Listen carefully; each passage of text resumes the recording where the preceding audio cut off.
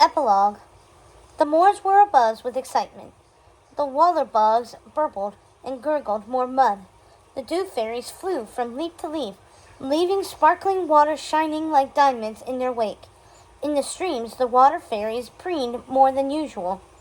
The rest of the fair folk headed straight for the fairy mound. Today was the big day, and they did not want to miss anything. Maleficent stood in front of the throne on the mound, smiling at the familiar faces around her. Diaval stood at her side. Nearby, Sweet Pea winked at her, and Robin positively beamed. Maleficent felt so grateful they were all there, her family. A rustle in the brush alerted them that their guest of honor had arrived.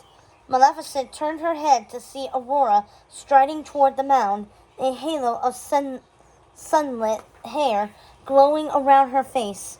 The flowers bloomed excitedly as Aurora passed them, and the hovering sparrows chirped happily.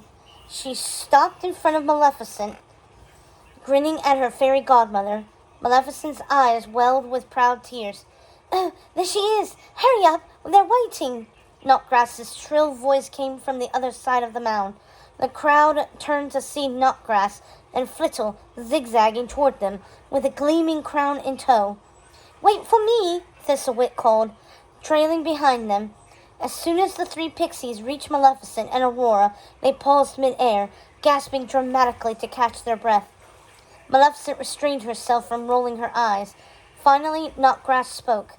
"We present this crown to our little Aurora, for whom we have sacrificed the best years of our—" She coughed, stopping her speech as soon as she saw the glare Maleficent was giving her. Maleficent knew it was time to take matters in her own hands. Never send a pixie to do a fairy godmother's job, she thought, taking the crown from Knotgrass. Then, ever so gently, she placed it upon Aurora's head. "You have your queen!" Maleficent announced to the crowd. A joyous cheer erupted. Maleficent watched Aurora smile warmly, a smile that only grew as she saw Philip approach the throne. Maleficent watched as Aurora greeted the border guards, shaking their wooden hands, officially forming a new alliance. It was all Maleficent's parents had wanted, peace and harmony. The scene overwhelmed Maleficent.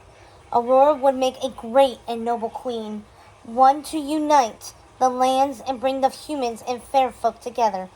But as many thought whenever they saw the graceful figure soaring through the air, it took a great hero and a terrible villain to make it all come about. And her name was Maleficent. And that is the end of the Maleficent novelization. Thank you so much for reading aloud with me. I hope to see you next time on Maleficent's next adventure. Till next time, see you real soon.